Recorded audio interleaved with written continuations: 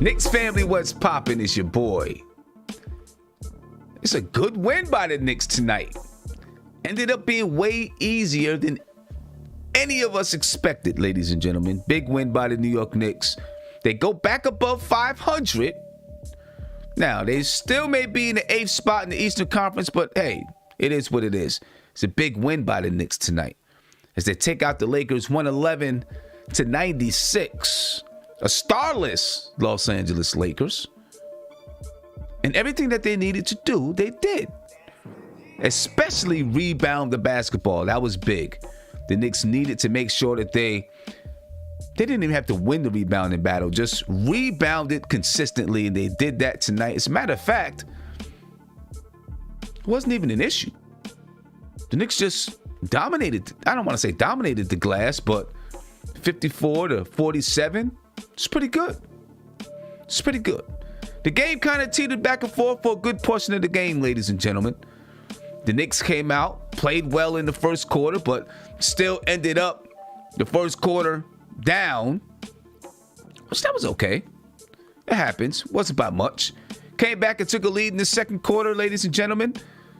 They actually built like an 8-point lead in that second quarter, but the Lakers continued to come back. And it happened that way all night long. I think the biggest lead for the Los Angeles Lakers tonight was about 5. The biggest lead for the New York Knicks was 15. 17 actually for the New York Knicks. The biggest lead for the Lakers was actually 4. And all night long, though, the game was, for most of the night, it was around 8. An 8 to 10 point game, and the Knicks would take a lead, then the Lakers would come back, then the Knicks would take a lead, and the Lakers could come back. But the Lakers just didn't have enough. They didn't have enough answers tonight, ladies and gentlemen. In the end, the Knicks ran away with it. Good win, beautiful win by the New York Knicks. The Lakers were led by Dennis Schroeder. He had 21 points, 3 rebounds, and 6 assists. Yeah, Markieff Morris, he had 17 points and 4 assists. Kyle Kuzma had 14 points and 4 rebounds. KCP, that's Kentavious Caldwell-Pope, he had 12 points. Talen Horton-Tucker, he had 10 points and 1 magnificent dunk over Derrick Rose. Derrick Rose. Not Jalen Rose. Derrick Rose, ladies and gentlemen. That joint surprised me. And he does have some long arms. Clyde pointed it out. Yeah, the brother does have some long arms. I got to give it to him. But it was a nice dunk. Nice dunk. But it wasn't enough. It wasn't enough. What more can you say? You know what I'm saying? The Knicks were led by none other than Julius Randle, the former Laker, ladies and gentlemen. He had 34 points, 10 rebounds, and 4 assists. He did have 7 turnovers tonight, but they didn't end up hurting the team. Again, 34 points, 10 rebounds, and 4 assists for Julius Randle. The Knicks were then led by Elfrid Payton. He had 20 points, 3 rebounds, and 2 assists. Derrick Rose had 14 points. Reggie Bullock had 12 points, 3 assists, and 2 steals. Taj Gibson had a nice game tonight. 8 points for Taj Gibson, 10 rebounds, 2 steals, 3 blocks. Nerlens Noel came up big as well. He had 6 points, 9 rebounds, 4 steals, and 2 blocks, as well as 2 assists for Nerlens Noel. The Knicks got good contributions from their team tonight. Now, the bench, besides Derrick Rose, the bench didn't really give you what they needed, what we asked for. They did enough to win the game. Emmanuel Quickley, he had 5 points. Obi Toppin only played 9 minutes. He had 3 points. Alec Burks, he had 2 points. It was Derrick Rose who came off the bench who really gave us what we needed. Derrick Rose and Taj Gibson, who really gave us what we needed tonight coming off the bench. I got my man T. Crow with me. I'm going to go ahead and talk about this game, man, to break it down. Tony, how you feeling about the game, man? Shout out to the chat. Yo, Black, it's time. I appreciate you, brother. Good game, man. Good team effort. You could tell Randle had a axe to pick or a little chip on his shoulder from his team that drafted him. So he came out. He came out actually. What he had, 19 in the first half. Yeah, like 19 in the first half. Looking like he might get 40 or something. RJ, I think they game plan for RJ. I think the defense on him was more of the reason of his struggles than just him struggling. I think he took good shots for the most part. He still had a few good moments. But yeah, he definitely struggled. You mentioned the bench. Yeah, Taj had some good minutes. Couple blocks, a couple offensive fouls drawn. So yeah, definitely a good team win, man. And we Beautiful over 500 again. And we back over 500. Beautiful win. We on the home game stretch. Like, let's continue this thing and move forward, man, and get back where we're supposed to be. Yeah, man. That's exactly what we got to do. Now we go on, we play the New Orleans Pelicans, then we play the Dallas Mavericks, then we play the Pelicans again. We'll get to that a little bit later, but we're going to continue to talk about this game and some of the things that we've seen in this game from some of our players tonight. Let's talk about Julius Randle, right? Because, he played well tonight. Right, one of the better games, I think, besides the turnovers, one of the better games from Julius Randle as far as statistics are concerned, and he shot well from the field. There were times when I felt like he held the ball a little bit too long. I don't know if that had to do with him playing the Lakers, or it just had to do with the way the defense was being played. I don't know, but there were times where I felt like he held the ball just a little bit too long. A little bit too long. I don't know. What's your take there, Tony? I think at a certain point he was trying to do too much. And it was really bad timing when it was, because he kind of started struggling when the team was struggling. And for the most part, at least in the first half, everything was kind of a one-on-one situation, and people were just hitting on our team. It wasn't a lot of assists in the first half, is what I'm trying to say. But we made our shots, so maybe that trend almost continued early in the third, and until we started, finding each other and looking for each other. Yeah.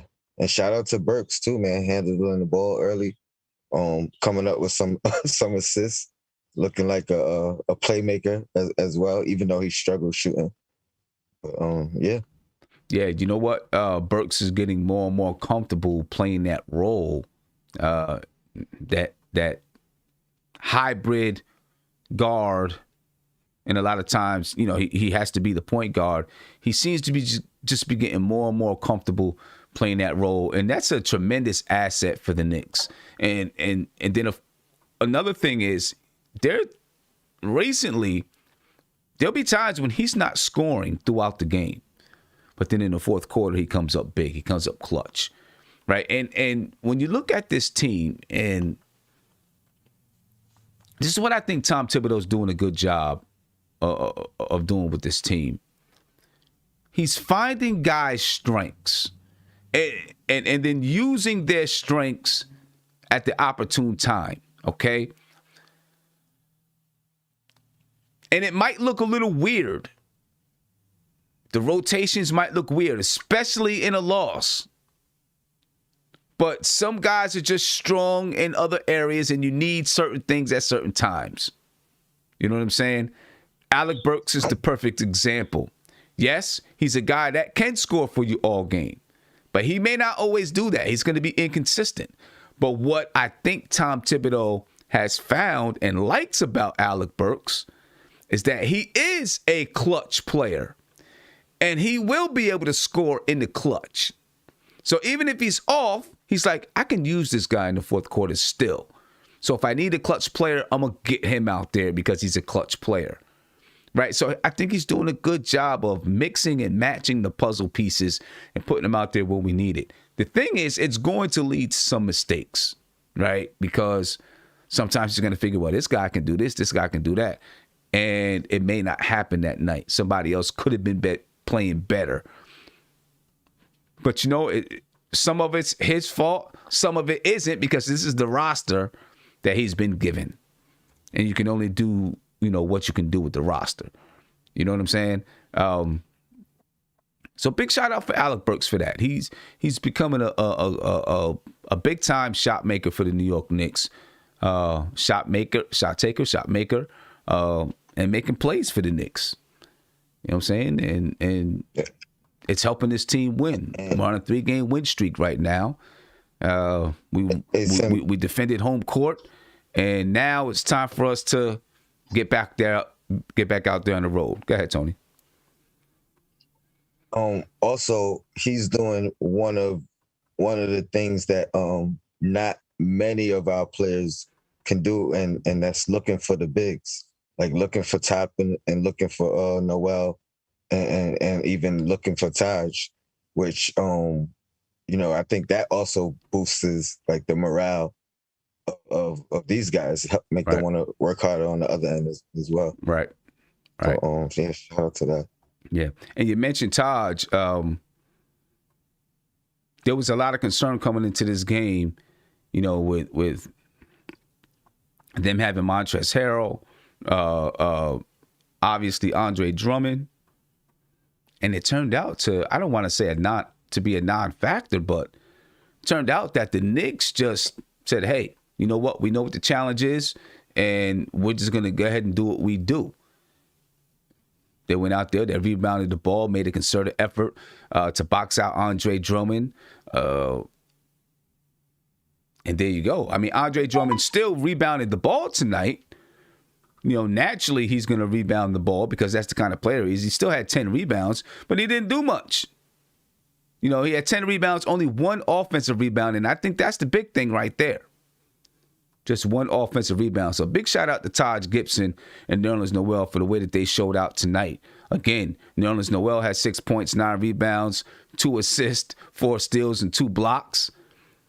And Taj Gibson had 8 points, 10 rebounds, 2 steals, and 3 blocks. People were asking and saying, hey, the Knicks might need to play Norvel Pelle, but they didn't have to. What do you talk to me about it, Tone? So I was thinking about, because I was heavy on trying to get Drummond, right? So and my reasons was, we don't have anybody that can defend a guy like himself. You know what I mean? That was my argument. I looked at what he did to Mitchell early this year, and that was my argument. But then, as I sat and thought with it last night, I was like, well, we kind of been at that disadvantage all year. You know what I mean? It's like both our centers are kind of slim and I'm not gonna say undersized, but not overwhelmingly big. And so most of the centers we go against night to night are bigger than our guys anyway. And we've been doing a decent job at that all year long, whether it was with Mitch or the 2 times now that he's been down. So yeah, kudos to them. Noel's been playing more minutes and taking care of it. And he's not, sometimes he's starting, sometimes he's finishing games, sometimes he's not. It's like he plays hard when he's on the floor, man. And Taj the same. Like, you can't ask for nothing else.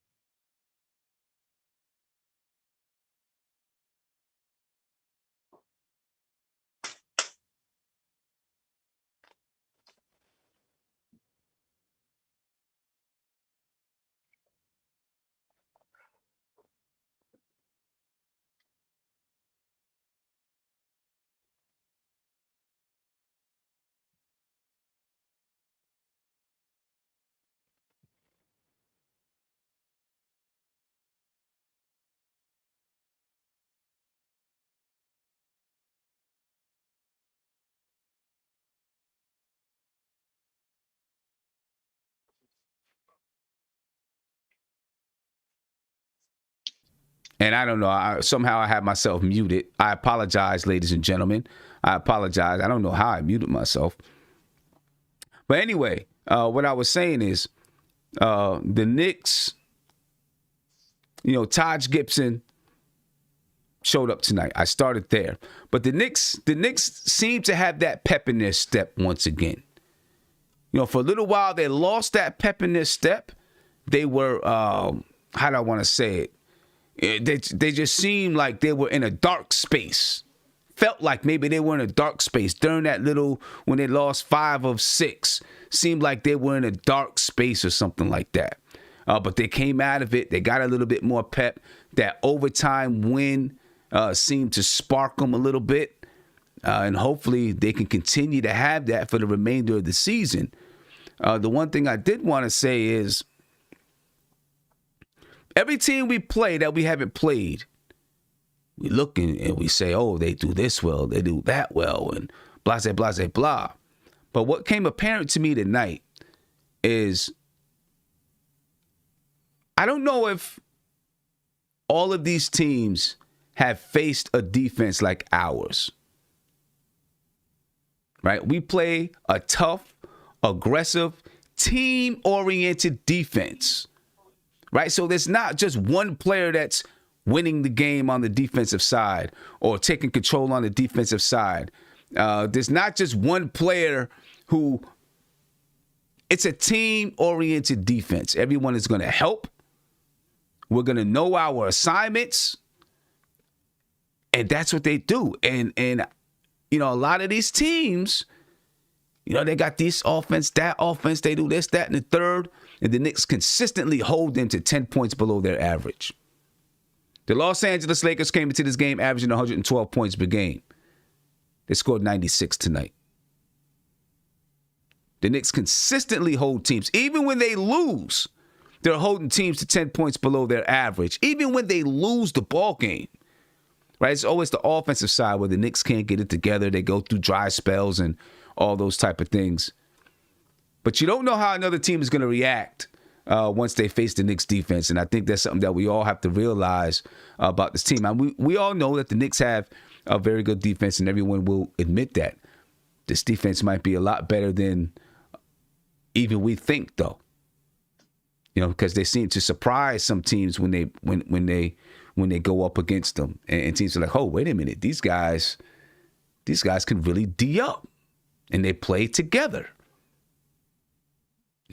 And the one thing that, then I'm going to come to you, Tony, the one thing that we should also realize when you're playing aggressive defense like the way the Knicks play, sometimes you're going to give up stuff. And it might not look good, right? I play a trapping style of defense in AAU. I'm always pressing full court looking for a trap. Always. You know what happens? I give up layups. I do. Right? Because I'm always trapping. I'm always full court. So every once in a while, a team breaks the trap and they score. I take my chances that my team, that my team is going to be able to play good enough defense that more times than not, we're going to get a turnover and get the ball back. Then we're going to give up a layup. You know what I mean? And sometimes I'll give up a layup just to keep that pressure on a team and make them feel like, damn, I got to think every time I'm bringing the ball up. Damn, I got this person in my body every time I have the ball in my hands. You know what I'm saying? And I feel like that's the kind of defense that Tom Thibodeau plays. It's aggressive. I've seen times when someone's out on the perimeter and I hear Tom Thibodeau be screaming and yelling, get up on him, get up on him, get up on him. Because you can see Tom Thibodeau right there. And the defender get up and then the guy go past. But it's the style that he wants to play. He'll gladly give up a few things to keep the pressure on you. So, kudos to Tom Thibodeau and his defense. Tony, what do you think about that? Then I'm gonna come to Big Bubba. Yeah, salute. I think this is one of the best games of the year in one facet of the game, and that's defensive rotation. And that's one of the things that you've always talked about with the double team. We're usually a step slow on the rotation, or stopping a step short on a rotation. And tonight the rotation was flawless, almost all night. When we doubled, like it was moving. Like I seen Randle run across court a few times. I've seen Bullock run across the court a few times just because the ball got swung all the way around. You know what I mean? Mm-hmm. And usually those are the ones that they get lazy on. You know what I mean? And tonight it was great. And then I just wanted to ask you your thoughts on RJ Barrett tonight, and whether you think it was their defensive scheme or you know, just him not having it tonight. I'm gonna chop it up to just him not having it tonight. I think he just didn't have it tonight. You know, it's gonna happen. He still played great defense. You know, and he moved the ball. Yeah, you know, he didn't have it tonight. I'll be looking for him to rebound when we play the Pelicans. So I'm gonna chop it up. I'm gonna chop this one up to that.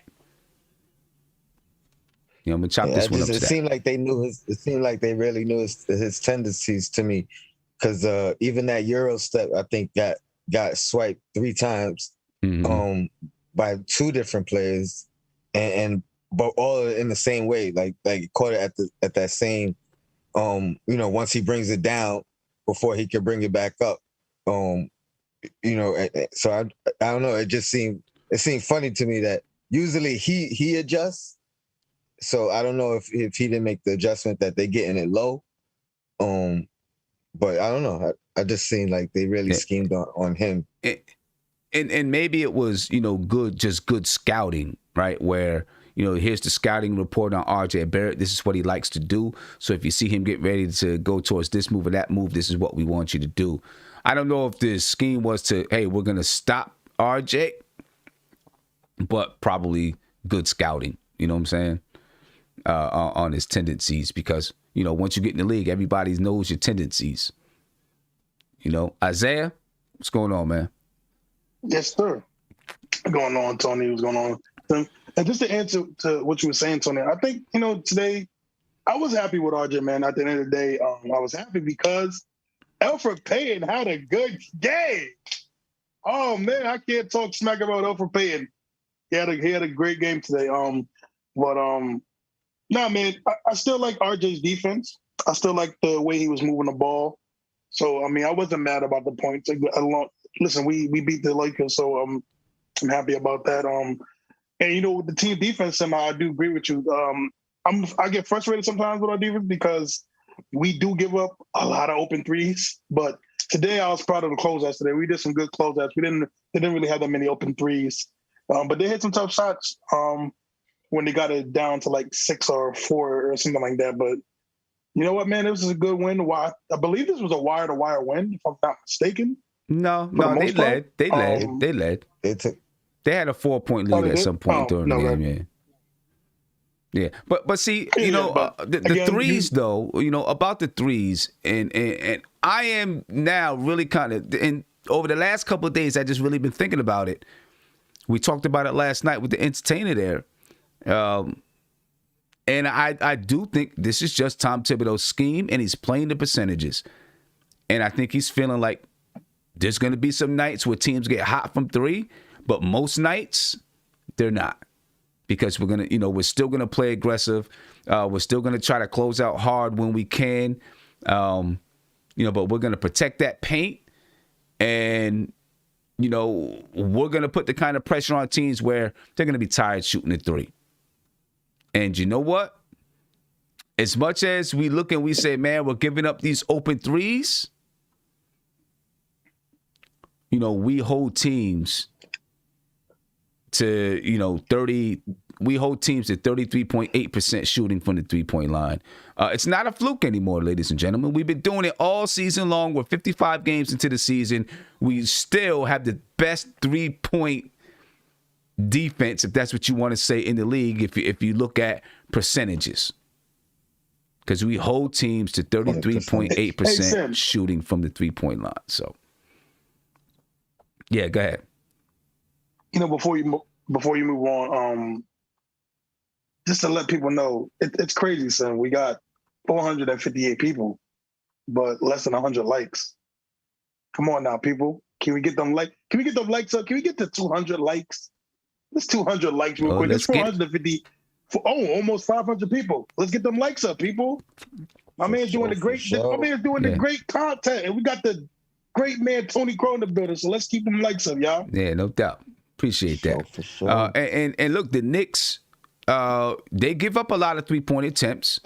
35.5 3-point attempts. That's what they give up. But you know what? The Charlotte Hornets, they give up 40.5 3-point attempts per game. The Miami Heat, they give up 43-point attempts per game. The Bucks, they give up 39. The Pelicans, they give up 38. The Magic give up 37. The Raptors give up 37. Oklahoma, they give up 37. The Mavericks give up 36. So, yeah, we do give up a lot of attempts. But teams only make 12. They make 12 against us. Right? And when you look in the league, that's 10th best in the league. And, of course, we hold teams to only 33.8% shooting. Right now I'm ready to just say, listen, I'm trusting Tom Thibodeau's scheme, and however he decides that he's going to defend that 3-point line. You know what I'm saying? So, he's, you got to like it. Hey, Sam, where the heck is Kevin at? You know what, Sam? I actually love when Kevin does that. Because every time he gets mad or depressed about a Knicks situation, the Knicks usually win. Yeah. Remember he was done with Frank Ntilikina? He was done with Frank Ntilikina, and we won the game. Frank had a good game. Then he was like, man, Sam, I don't know if he said Andre Drummond is scary. He's gonna kill us. We won. So Kev, please keep doing what you're doing, baby. He'll be in here. He'll be in here. He's just maybe running a little late or whatever it is. He'll be in here. We'll get a chance to talk to him about it. So get them likes up, people. Get them likes up. So I got a question.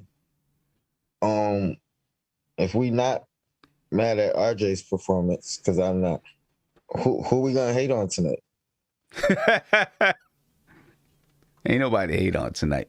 They can't. I guess they can't hate on nobody tonight. You know what I'm gonna hate on? I'm gonna hate on LeBron James. I'm gonna hate on LeBron James. Because you know why I'm gonna hate on LeBron James, Tony? I'm listening. Because every time LeBron comes to the Garden and he wins, he's flipping bottles, he's laughing, he's joking on the sideline, he's making a spectacle. That's a word, by the way, of himself. Now when the Knicks win, he quiet. We ain't seen him the whole game. Well, I mean, he didn't play the whole game, so I mean, he didn't play. What you expect for him to do? I said, because every time he in the Garden, he always tried to be funny when he wanted a bottle flip. That's what he wanted. Look. I did want a bottle flip. But see, that's the thing. The Knicks fans gotta find somebody to hate on. They can't hate on Elfrid Payton tonight, so they gotta find somebody to hate on. The Knicks remain in the 8th spot, ladies and gentlemen. They are a half a game behind the Boston Celtics. They are 1.5 games above the Indiana Pacers. Okay, so they're still in the midst of it. We feel good because it's a 3-game win streak, but they're still in the midst of a battle. The Celtics have won 3 straight. The Pacers have won 3 straight. I can't wait till we get a chance to play those teams again. We won't play the Pacers again, right? We already won that battle. We already won that season series. We'll play the Celtics one more time. We'll play the Hornets twice more. We've already beat the Hawks, and we've already lost to the Miami Heat. Right now, the Hawks are in the 4th spot. The Miami Heat are in the 5th spot. And, it's starting to look like there's some separation, a little bit of separation.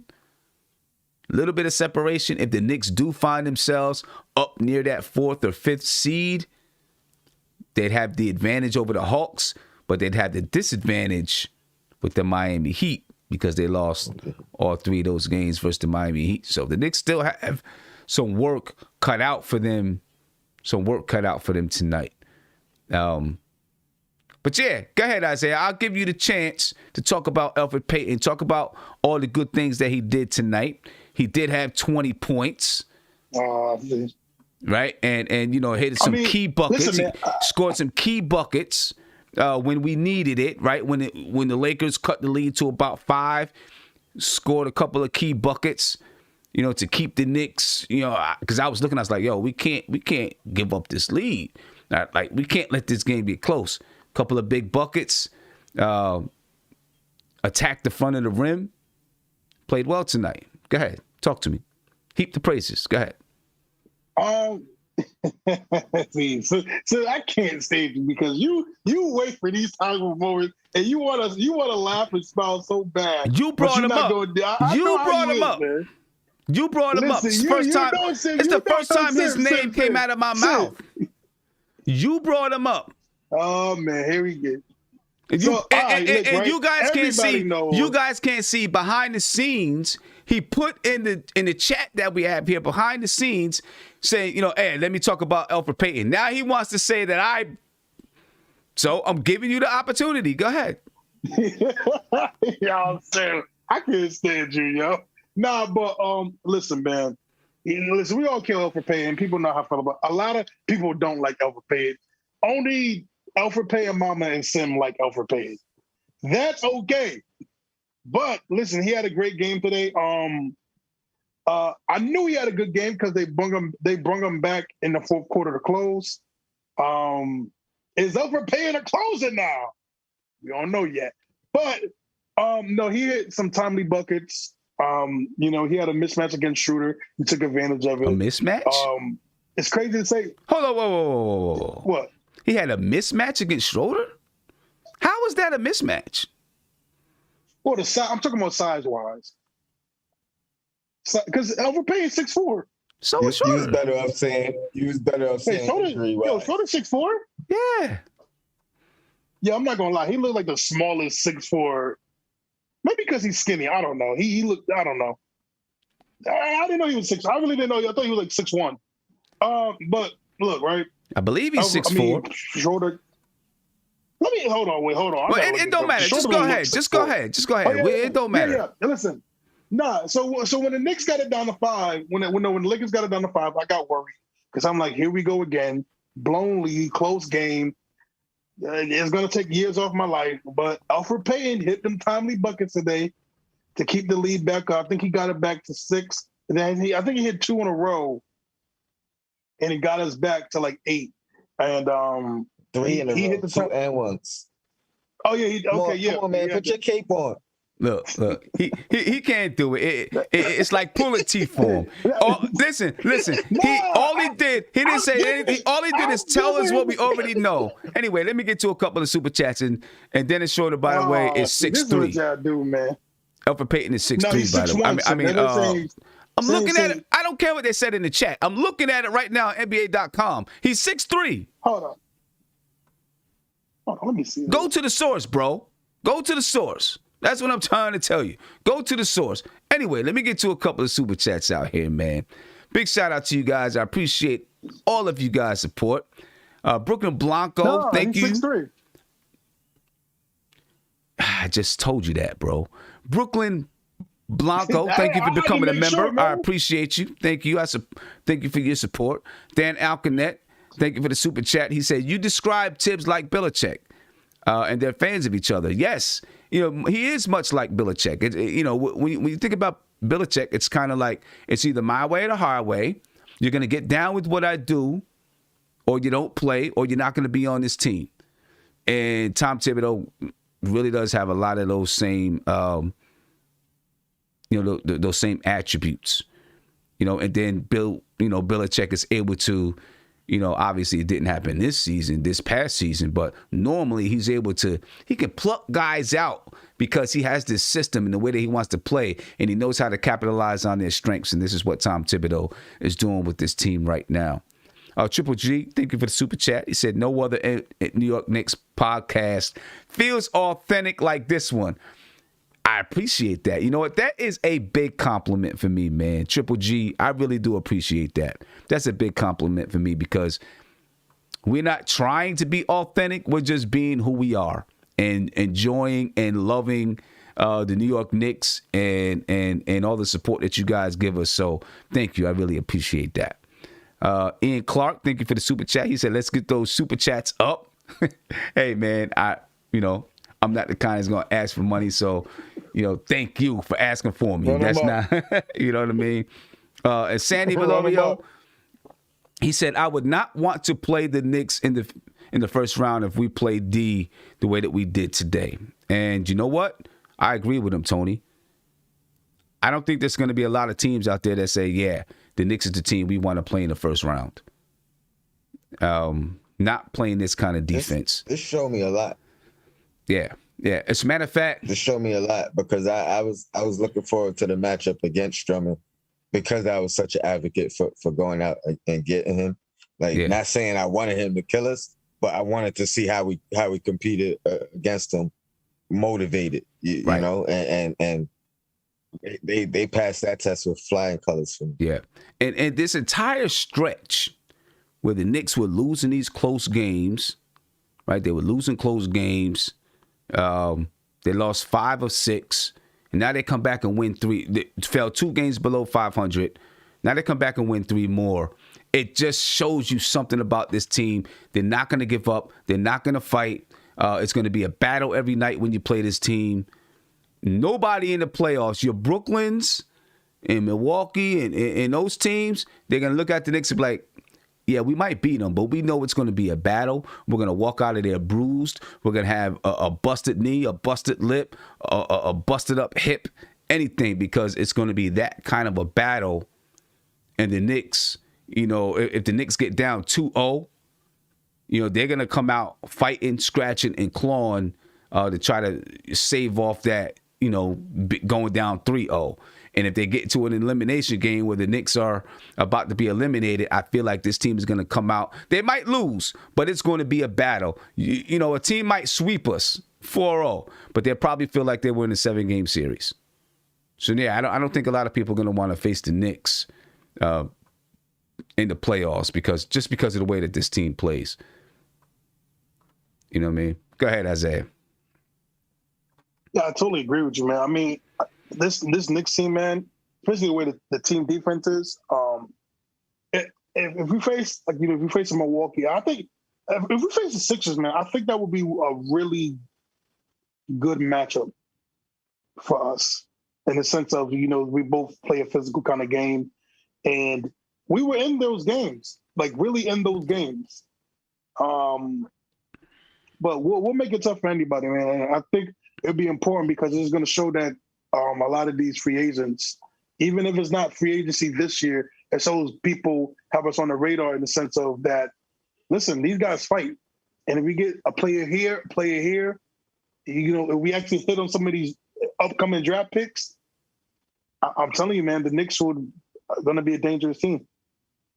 Yeah. So.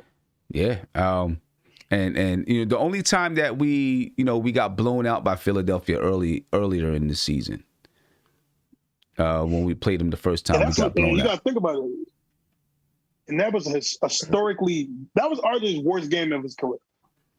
And Reggie Bullock shot, I think it was Reggie Bullock too, that shot horrible. And that's when we got blown out. I mean, whatever it was, they are they're the most dangerous team to me. And then the Nets. I mean, because I don't even know if the Nets will ever be at full strength, at least this year. You know what I mean? I don't know. At full strength, it's the Nets, but you don't know what's going on with them from game to game or week to week. But yeah, Philly, I think they have like the most experience together with their core. I think they got the best coach and outside of, I'm not talking about Tibbs because I'm rocking with Tibbs. So yeah, Philly I think is the most dangerous team, and B, same thing that I was saying with Drummond and everybody else. Like I don't know if we got an answer for him. Yeah. Well, Tony, let me ask you this. I don't ask Tony this question. I want to see what you would say. Clearly, that's why you ask a question. But That's normally the reason why you ask a Tony. question, because you want to see what somebody else is going to say. But Tony, anyway, go ahead. I'm asking Tony, not you. But if Mitchell Robinson says the ankle's feeling okay, do you play him? The ankle, he broke his foot. Oh, I mean, if the foot's feeling better, do you play him? If he's medically cleared and he feels good, yeah. But I don't think he's going to be medically cleared by that time. I'm not rushing him. I'm not rushing him back. Yeah, I don't think he's going to be medically cleared. Like, unless we make it real far. Right. Unless you make, and if you make it real far, by that time you're still probably not playing them, because you just don't want to mess up whatever it is you have going on. I don't know. I will say this. If he's medically, and this is all hypothetical, man, I know, don't kill me, but if he's medically cleared by like the Eastern Conference Finals, and then somehow we make it to the finals, I would let him play in the finals, especially against one particular team. But right. I'm gonna leave it at that. And look, let's leave it at that, because I can see people that are like, well, y'all talk about Eastern Conference Finals. No, we're not talking about Eastern Conference Finals or finals. We're just speaking hypothetically, when would you allow Mitchell Robinson to play? That's it. So don't leave out of this podcast feeling like these guys are just crazy. All right? That's not what we're talking about. That's not what we're talking about. You get a 3-game winning streak. Now you're talking about going to the finals. But see, Tony, this is what happens, right? Isaiah comes in for 5 minutes when we're speaking about something hypothetically, and then he leaves out and says, "Oh, they talk about going to the NBA finals now." Yep. And then he comes back in here saying that we got wild takes. Yep. Then he comes back in here saying That's exactly how it happens. Yeah, every I know. Single time. No, I don't, because y'all be saying some wild stuff sometimes. Yeah. Okay. Listen, why do you think Elfrid Payton was not mentioned tonight at all until you got on here? Tony, and we didn't know it was going to be you.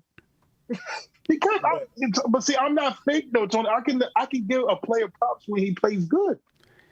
That's all we've ever said. Right. That was the whole argument. And you know what, Tony? You know what, Tony? He does not. He normally doesn't. He normally doesn't. He just couldn't find anything wrong. I'm pretty sure before he came in here, he was looking real hard to say, what did he do wrong? He couldn't find it. Let me get to some numbers. Let me get to some numbers, man. I don't keep on hearing, what you're talking about. The Knicks beat the Lakers tonight, ladies and gentlemen, 111-96. They did very well on the glass tonight. Okay, I know this up here says 47-33. I don't know what NBA.com does. Sometimes they got numbers all over the place, because it was more like the Knicks had 54 rebounds and the Lakers had 47 rebounds. It's better. Somewhere around there. The Los Angeles Lakers had 22 assists tonight. The Knicks only 18 assists. I'm telling you, there were a lot of times where the Knicks were very, very dribble heavy tonight. Very dribble heavy. Julius Randle is one of the main guys. Say that again? When you get a chance, see what it was in the first half. You said 18 for the game? 18 for the game, yeah. 18 for the game. The Knicks had 14 steals tonight. The Lakers had 5. 9 blocks for the Knicks, 7 for the Lakers. The Knicks only had 15 turnovers. The Lakers had 24 turnovers. The Knicks shot 47%. The Lakers shot 43.8%. The Knicks weren't shooting well at the half, really. It was like 43, 44%, something like that. The Knicks only shot 9% at the half from the three-point line. They ended up shooting 18% tonight from the three-point line. The Lakers shot 33.3% from the three-point line. The Knicks shot 81%, while the Lakers shot 77.8% from the free throw line. Now, the Knicks shot a lot of free throws tonight. Okay, they shot a lot of free throws. The Knicks tonight shot 27 free throws. They were 22 for 27 from the free throw line. The Lakers were 14 for 18. I actually thought it was a little bit more than that. And maybe the rebounding is right. Maybe the Knicks did win the rebounding battle 47-33, because now I'm looking at the box score and it says 47-33. So maybe that rebounding battle is correct. And if that's the case, we were all afraid of what the Lakers were going to be able to do on the glass. And, they did. The Knicks dominated the glass tonight. The Knicks won the battle in the paint 54-38. Second chance points, the Knicks won 20-10. The Lakers did have 11 fast break points, while the Knicks only had 4, but really doesn't mean much in the grand scheme of things in this particular game. Good game by the New York Knicks tonight, ladies and gentlemen. It's a big win. They win their third straight. Now they're ready to go out on the West Coast, Midwest, whatever you want to say, the New Orleans, Dallas area, and play a few games before they return home. We'll see if we can get some wins there tonight. The Knicks also kept the Lakers to only 4 offensive rebounds, while the Knicks grabbed 15 offensive rebounds tonight. Those kind of numbers will win you basketball games. They'll win you basketball games, without a doubt. So now, let's get to it. Let's talk about the New Orleans Pelicans. That's who we play next. What do you guys think about that game, man? And as soon as we get some post-game stuff from Tom Thibodeau, we'll play that. But, Tony, I'll start with you. What is your feeling on the New Orleans Pelicans? They're a team that, right now, they're still in contention to being that 10th seed in the Western Conference. Still in contention. Right now, the Pelicans, they're 24-29, so they're not horrible. And they're 1 game out of the 10th seed in the Western Conference. So you better believe that they're fighting for it. They're not a team that's looking to the lottery, right? You got Brandon Ingram. You got Zion. They got some talent over there. They're looking to try to build and grow and develop this team the way that they are. They're on a 2-game winning streak. They're 5-5 in their last 10 games. What's your thoughts? Well, it's not a cakewalk, that's for sure. I haven't really seen them play, but I've watched their highlights, which of course always look good. But even with when you see phenomenal things, it don't matter if it's a highlight or not. It's still phenomenal. You know what I mean? Or it don't matter if they won the game or not. It's still a phenomenal play. So I mean, it's gonna be a challenge as always, man. So I trust in Tibbs. I don't think this the first time we play them this year. Yeah. Yep. Because we play him twice in the next 3 games. So yeah, this is the first time we play games. Him. So actually, Tony, this is the first time we play him in 2 years. How you figure that? We didn't play him last year. We missed both games last year. Technically, okay, I think a year and a half, because we didn't play them. We missed 2 games with them last year. We didn't play them last year? I mean, I'm sorry. We might have played them, but we missed games, he's saying. No, we didn't play them last year, Tony, because of the NBA stop. Okay. I don't know that for sure, but I thought we played them early in the year. Like, that's what I thought. I thought we played them early. Maybe we might have still missed 2 games. Sometimes we don't play teams 4 times. No, we haven't. We played them January 10th, 2020. And we lost 123 to 111. Yeah. Yeah, see, early in the year. We had another game against them though. But anyway, I don't know where Isaiah gets his news from. Dangerous, but it's I don't remember. I thought we didn't play them. It's dangerous because we haven't played them yet. So it's now it's really based off of Tibbs' game plan, But I'm not worried in a sense because we've been playing good defense all year. It shouldn't be anything new. If anybody is the main threat, it's probably Zion, and for the most part, that's at the rim.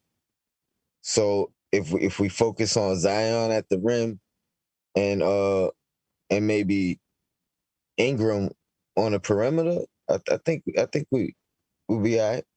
Yeah. Right now, the Pelicans. I also believe it's an audition for ball. Yeah. Okay. Right now, the Pelicans, they're 8th in the NBA in scoring at 114.6 points per game. They shoot 48% from the field. They can score the ball. They shoot 35% from three. All right. As far as rebounding, they are the 3rd-rated rebounding team in the league. They average 46.6 rebounds per game, 11.7 offensive rebounds, and 34.9 defensive rebounds per game. So, offensively, they can get it. Defensively, their defensive rating for the New Orleans Pelicans is 28th. They're not that good of a defensive team. All right, not that good of a defensive team. Now, of course, it's going to come down to, I don't like playing teams like this, right? Teams that can score the ball, but they really don't play defense, because we know the Knicks are going to play defense. This team is still going to score probably 105, 106, 107 points. And so it's always like, can we score with them? Can we have a night where we score with them? That's always going to be the question. Obviously, the two guys you got to watch out for, Brandon Ingram and Zion Williamson. Those are their two guys. Both guys are young, upcoming stars in this league. I really like Brandon Ingram. You all know that. I think he would fit with this team really, really good. Obviously, he's locked up with the New Orleans Pelicans. But I really like that kid. Now, he's going to be guarded most likely by Reggie Bullock. We're going to see if Reggie Bullock got to try to put the clamps on that guy. It's going to be tough. You know what I'm saying? Isaiah, what's your take on that game? Yeah, my take on the game is good luck with Reggie Bullock on that guy, because that kid is amazing, man. But you know what it is, Sim? I'll tell you what, though. I know one thing that's probably not going to happen is we're not going to probably stop Zion. This guy is averaging, I believe, if I'm not mistaken, he's averaging around 25 to 30 points on 60% shooting. So he's most likely not going to be stopped. Now, if I'm the Knicks, I would pay more attention to Brandon Ingram, because, again, I just don't believe no one's going to stop Zion on our team. Pack the same scheme. It's the scheme. Yeah, I get it, Tony, but that kid is averaging like 30 points on 60%, 75% shooting. He's not averaging 30. He's averaging 27. Oh, my bad, Sim. 3 points. My bad. That's a big. Yeah. That 3 points means a lot, because he's averaging 26.8. So Sim, but if he what? So he's averaging 27. So that means he's scoring more than 27 points to average 27. So I'm just saying. Now you sound like who's Mark, but I'm not even gonna go there. But no, he's scoring 30 points a night just to average 25 a game. Go ahead, man. Say what you're saying. I do remember that. But no, again, right, I do believe that I'd rather focus on somebody that's more. I'd rather focus on Brandon Ingram, because you can actually stop Brandon Ingram, I think, a little bit more than Zion. That's just my opinion. And then I think we do what we kind of did today with the paint, because like we said, they shoot 35%. They're not the best 3-point shooting team. And if we move the ball, and I think if we get Zion in some pick and roll schemes and get him and switching, we can, because he can't play defense to save his life. He might be Enes Kanter that's more athletic. So I think the Knicks have a chance, man. I think the Knicks have a real good chance. So we'll see. Okay, we'll see. Everybody got to take a shot at Kanter. I don't know why. Zion Williams is averaging 26.8 points per game. He's shooting 62% from the field. He's shooting 36% from three. He's averaging 7 rebounds and 3.6 assists per game. And anybody who was upset that he was an all-star, maybe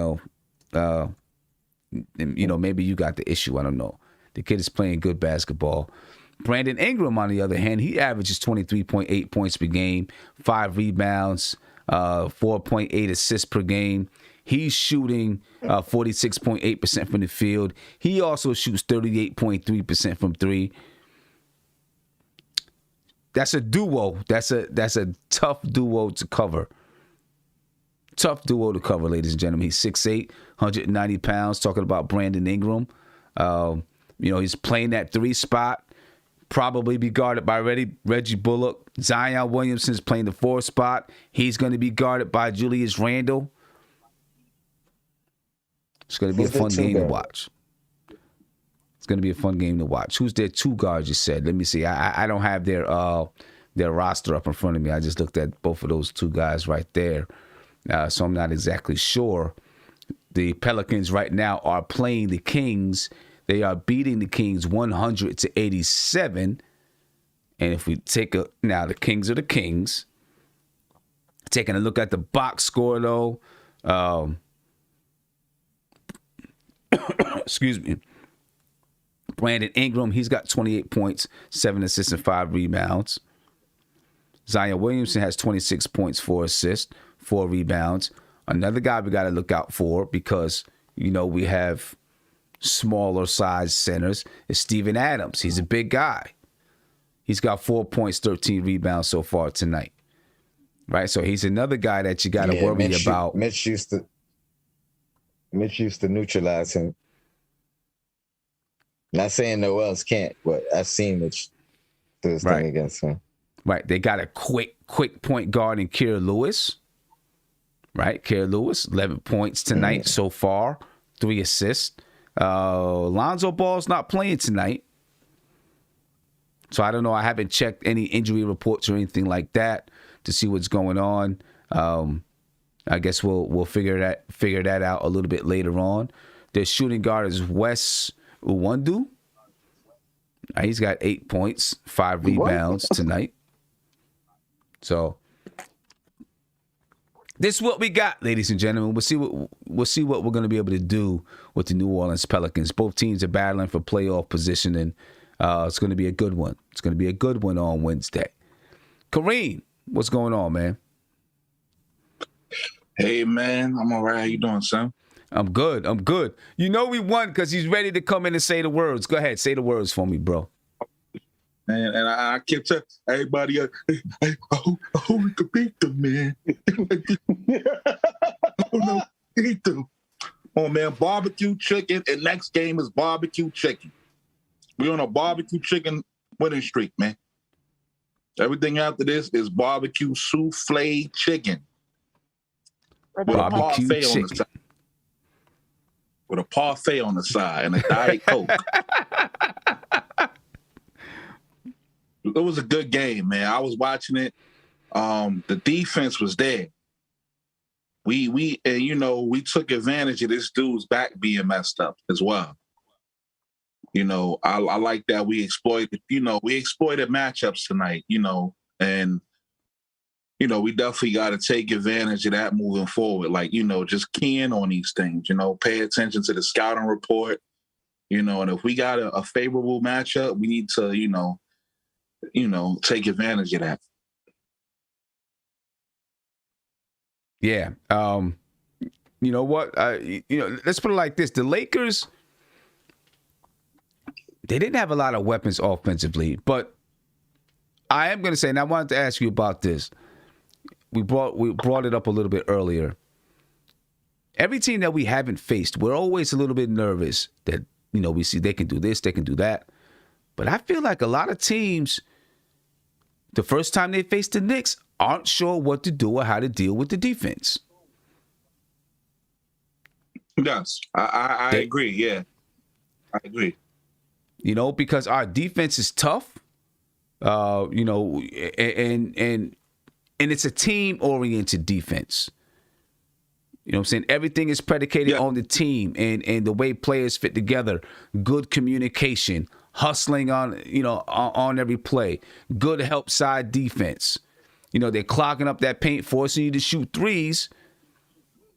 And we give up some open threes, but a lot of times we still hustle out there to contest threes. And teams, 55 games into the season, we're still holding teams to 33.8% shooting from the 3-point line. You can't say enough about our defense. Yeah, and also we did a good job today with not letting them space out the floor, and then also on our offensive end, we played with more pace. Therefore, they really couldn't put that zone on us. Whenever we got the ball, it just went up the floor immediately. Most of the time. It wasn't, I'm a stand around and dribble up slowly, and, we really had them on their heels. So it was a great game. I was excited. I was in here. Probably my neighbors ain't called the cops on me. I was screaming. I was hyped, so it was a great game. Now, there were times though when Julius Randle, I thought, held the ball just a little bit too long. Or did a lot of over dribbling sometimes. I thought by, but just by Julius Randle, Elfrid Payton, whoever had the ball in their hands. I thought sometimes there was just some over dribbling. It helped. Tonight it didn't hurt us tonight. But against a better defensive team, well, not a better defensive team, against a better team, it may hurt us. So I think, Tom Thibodeau, I'm pretty sure, is going to look at the tape and talk to the guys about it and hopefully make some changes going forward into this Pelicans game, because against the Pelicans, we're going to need to be able to. Yeah, we can do that. We're gonna be able to score. We're gonna need to score the basketball. You know what I'm saying? Let's take a listen to Tom Thibodeau at the post game, ladies and gentlemen, and then we'll get some. We'll get you guys' reaction to that. This is Tom Thibodeau. Tonight's post game. Let's go. Rebecca Harlow. Coach, it's not often that you can shoot 5 for 27 from 3 and still win a game by 15 points, but your defense carried you guys all night long. What can you say about what you got on that end of the floor? What stood out to you tonight defensively? I thought that our starters really set the tone. I thought Elfrid was terrific.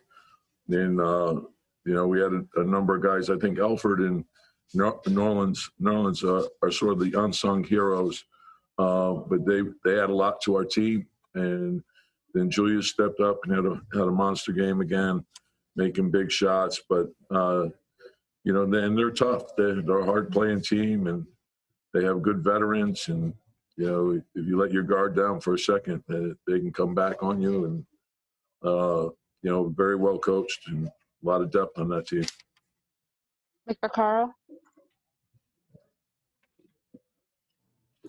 Tom, what does it tell you about your team? About 5 days ago, you guys had absorbed 2 awful losses on the road. You're down 13 2 nights after that. And here we are 5 days later, and we're talking about a whole different narrative again. What does that tell you about I think you go step by step. And again, like some of those games that we fell short in the end, I thought we played extremely well. And we're seeing a different intensity level as we head down the stretch here. And so the game in Boston, I thought we played very well in. It was a hard-fought, physical game. It had a playoff intensity to it. So hopefully we can learn as we go. And there's ups and downs in the season. You have to keep going. And if you get knocked down, you dust yourself off, get up, and come back with more fight and grit. And that's what this team has. It has a togetherness and a belief that we can get it done. Brian Mahoney. Unmute Brian. Yeah. Hey, Tom. The Lakers looked really good the other night, inside and outside. They victory over the Nets. When you watched that and you played them tonight, what were you most trying to take away?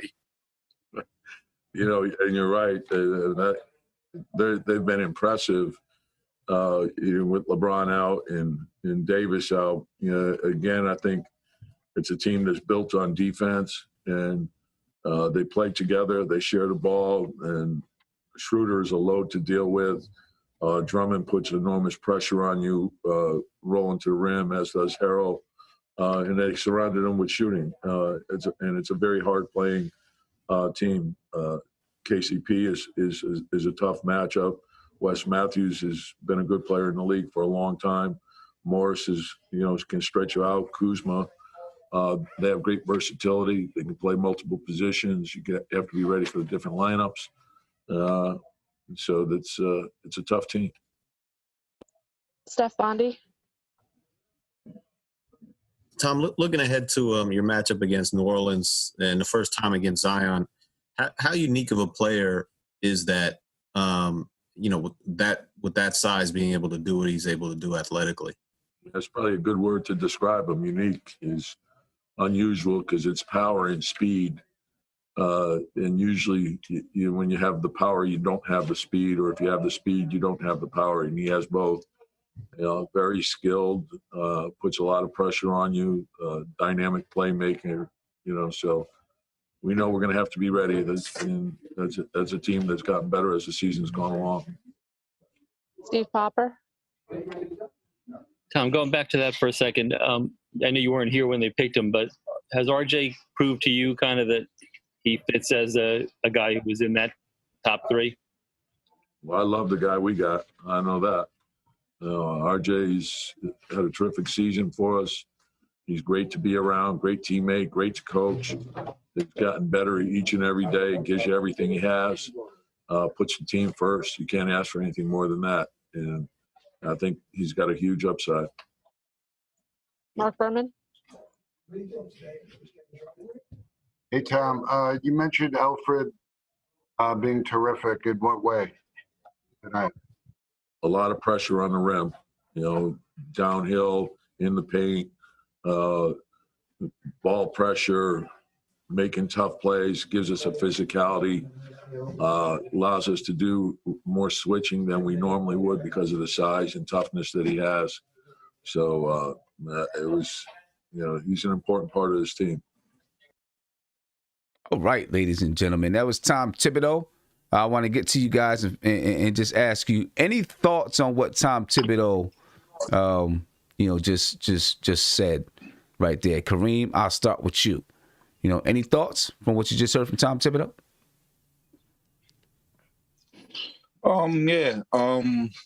I just watched it earlier as well.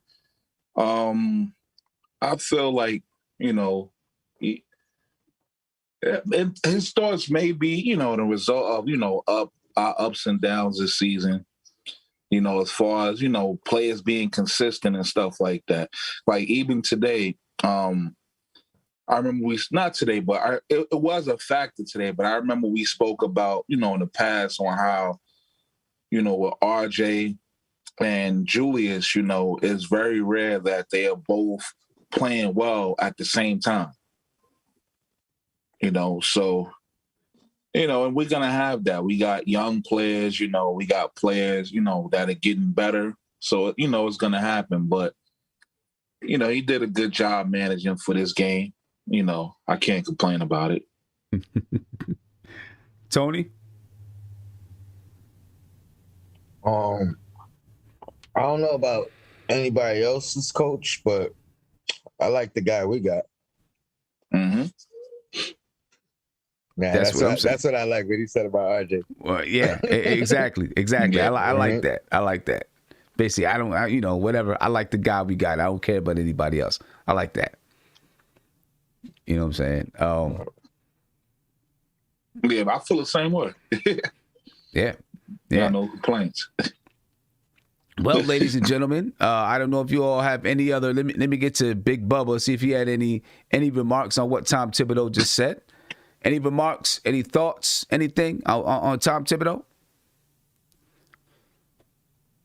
Great coach.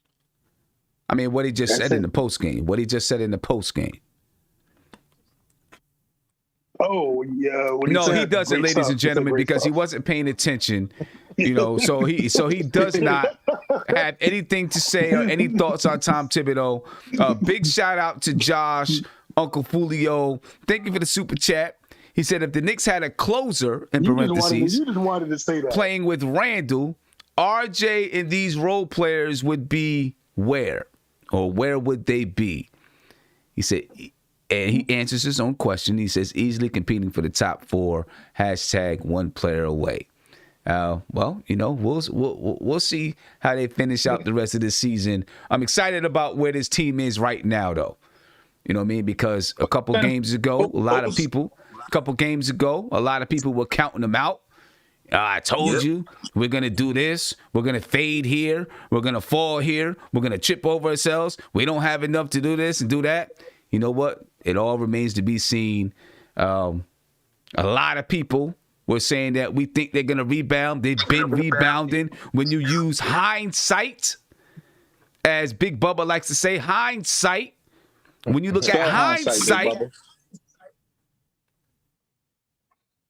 they've been rebounding this season. And that's what they've done. They've won 3 in a row to get back above 500.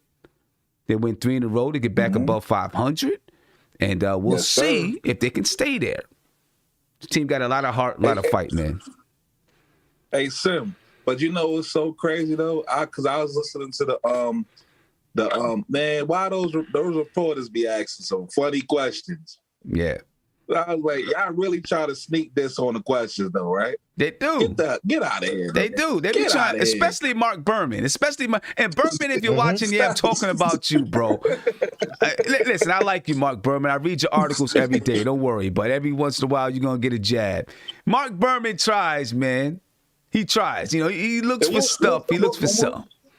That's why all the players always laugh at him. What are y'all poking for? I was like, what are y'all poking for? Like, what is that's why I gave the answer that I gave. It's like, I'm not even going. That's what even Tom Thibodeau gave him an indirect answer. Like, get out of here with that. Well, the funny thing is, Kareem, it's just like, you don't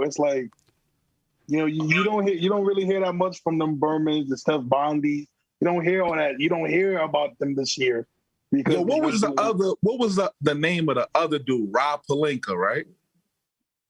That dude too. I couldn't stand that dude. You talking about Vesey? Yeah. Peter Vesey. Yeah, it's a few. The GM of the Lakers.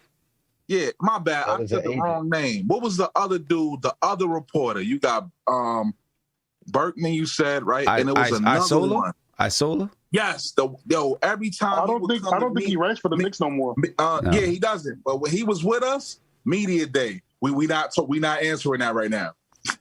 Yeah, we not answering that right now. Like, this dude, like, it's crazy. But there's some history. There's some bad history between Frank Isola and the Knicks. You know what I'm saying? Real so bad. You know, whichever and wherever it goes, there's some bad history between those two. Really bad. But you know, them guys always asking questions, man. That was my mistake, Rob, for watching. Yeah, you know, the guys always asking questions. I think, you know, somebody, I think it was Berman, asked Reggie Bullock a question when it was Reggie Bullock and Julius Randle on the stand, doing the interview. They asked Reggie Bullock, and then he come back like the last question, and he asked Julius Randle the same thing, and Randle was just like, "You just asked me that, Mark. You just answered that, Mark." I mean. My answer's not going to change. Yeah, I think it was. I will say this about Berkman real quick, though. One thing I could say about him, when he's asking those questions, it wasn't like this other dude. It wasn't for like ill intent. Berkman tries to get stuff so he could write about it. Right. Because this dude, I swear to God, Berkman to have you thinking you finna get 5 stars next year the way he be writing. Knicks looking at Jordan back in 96. He's gonna come through the time machine. Like, this dude will really make you think you getting the whole league. Right. Like, you know, but it's like he does ask him. I'm like, man, what are you asking? Yeah. I remember he I forgot what Elfrid Payton said. I can't remember, but I got it somewhere. He asked Elfrid Payton, "Were you happy? Were you happy that you were able to come back sooner?" He was like, "Who wouldn't be happy?" But he said something else, but it was just crazy, man. Mark Berman, we love you, Mark Berman. Keep doing what you're doing, man. Keep doing what you're doing. Anyway, ladies and gentlemen, you're giving us stuff to talk about too. Yeah, right, exactly. Ladies and gentlemen, we appreciate your time. Big win by the Knicks. They take on the Pelicans in a couple of days. I'll have a shoot around tomorrow. I'm not sure what the topic is yet, but You'll get the notification, so make sure you join me there. If you haven't subscribed to the channel, please subscribe to the channel. Smash that like button for me, ladies and gentlemen. All right, smash that like button, but subscribe to the channel, ring that notification bell. Make sure you check to get all notifications. Make sure that you have that button. And if you're already subscribed, make sure you have that button checked to get all notifications so you get these notifications in a timely fashion. I have an announcement to make, son. And let's get my man Sim up to 15K, man. Let's do it. The road to 15K. That's what I'm saying, man. Because as soon as we get to that 15K, I'm giving away 4 Obi Toppin rookie cards. So let's do it. 4 Obi Toppin rookie cards. Now. Exactly. I got an announcement. You'll get something else. You'll get a free Big Bubba cheesecake and some barbecue chicken. I'm not gonna lie to you, Kareem. I'm not the best. I hate bacon personally. It's an annoying process. Perfect though. Spell hindsight. Anyways, I got an announcement to make. Sim, on Thursday, since we got a break, 3BL, we got a video coming out, and we're gonna be talking about the NFL draft. Please, everybody come. You don't have to be just a Jets or a Giants.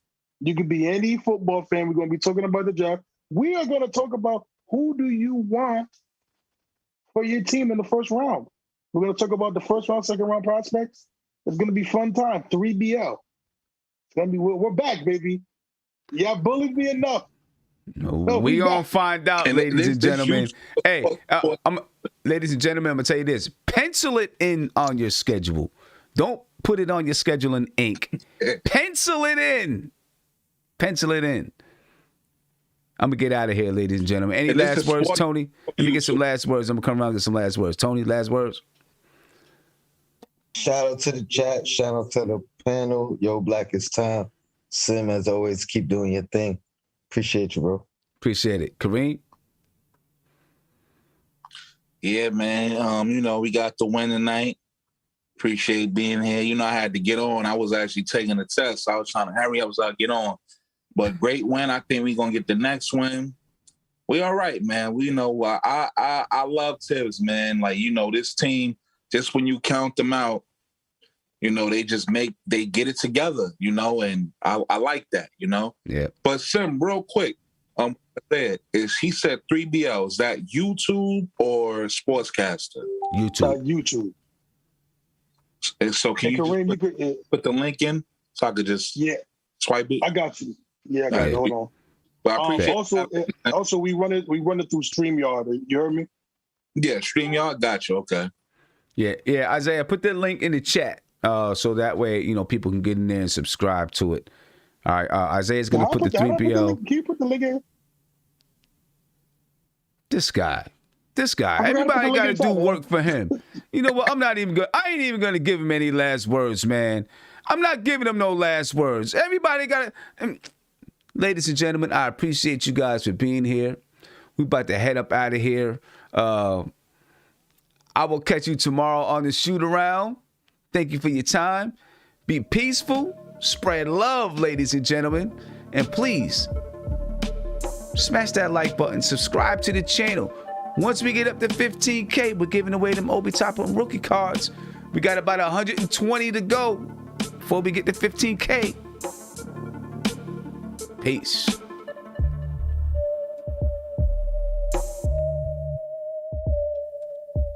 Had to start calling Big Bubba Bozo the Clown, man.